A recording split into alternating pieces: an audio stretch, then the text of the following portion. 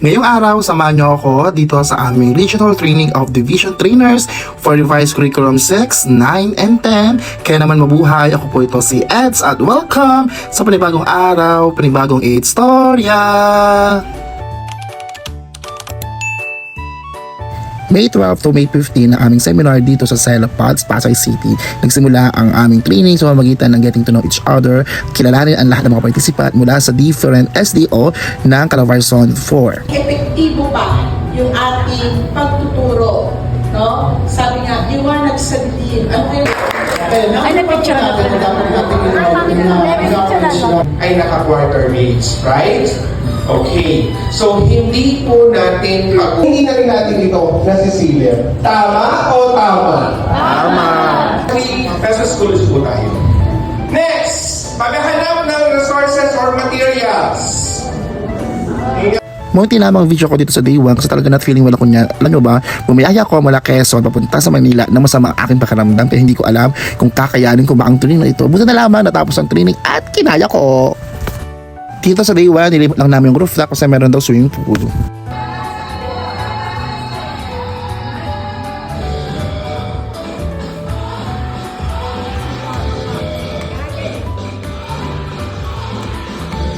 Dito sa day 2, talaga naman sigsik, liglig at umaapaw ang aming mga activity. Kaya naman, let's do it!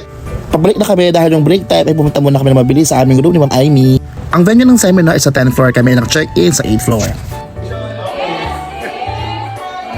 Bawal na namin, yung date na namin. Okay, ano po? Dito nga pala ako napadpad sa group number 3. Nung first day, group number 3 kami, ang pangalan ng aming grupo ay Trillanes. Pero nung day 2, nag-merge yung group 1 sa iba't ibang grupo. At ang napunta sa amin ay hindi ko na kilala. Pero tinawag namin ang grupo namin na Trillanes. Get, ow! Ganoon na amin yan kung tinawag kami.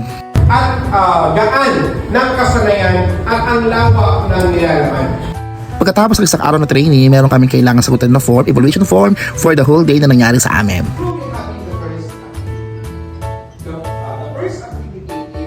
Medyo nangangalahati na tayo mga kaamats dahil ito na ang day 3. Dito sa ikatlong araw, gumawa kami ng iba't ibang mga lesson plan tungkol sa Araling Panlipunan. At very thankful ako dahil napakagaling ng aking mga kagrupo. At syempre, special shout out sa napagwapo naming nurse.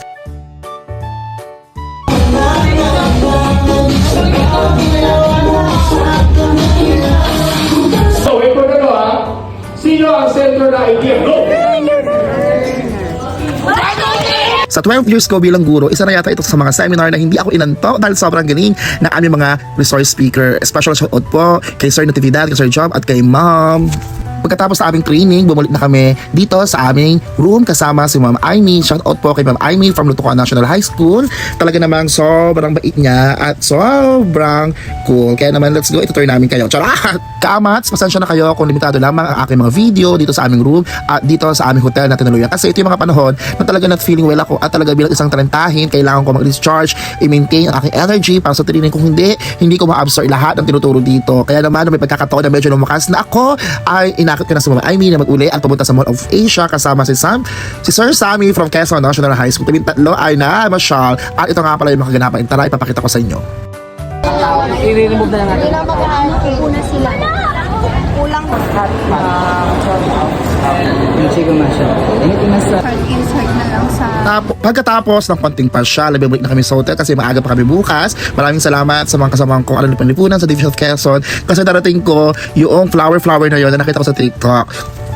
Oh my G, day 4 na at ito na yung uling araw ng aming training. Sabi sa amin, paglabas daw namin or pagpunta namin sa venue, ay dala na namin ang aming mga gamit para hindi na kami babalik for the checkout.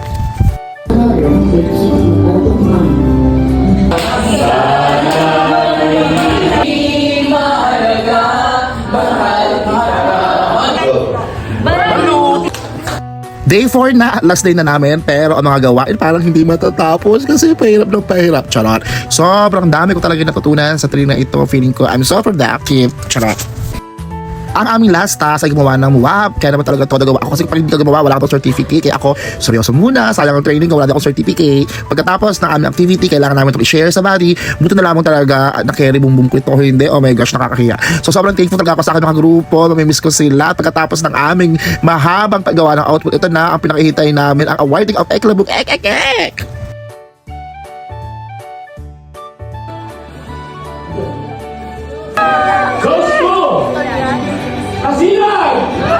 Nakakatuwa na kasi bago ibigay yung certificate namin, nagkaroon ng mga special awards sa bawat grupo. So dito sa cluster na ito, tatlo kami from Atimonan, Lutukan, and Talipan. Pagkatapos nito, nagpaalam na ako sa akin ng grupo ko. Sobrang thankful talaga ako sa inyo guys kasi kayo yung grupo ko. Hanggang dito na lang po aking vlog. Bye-bye! By the way, don't forget to like, share, and subscribe. Mwah!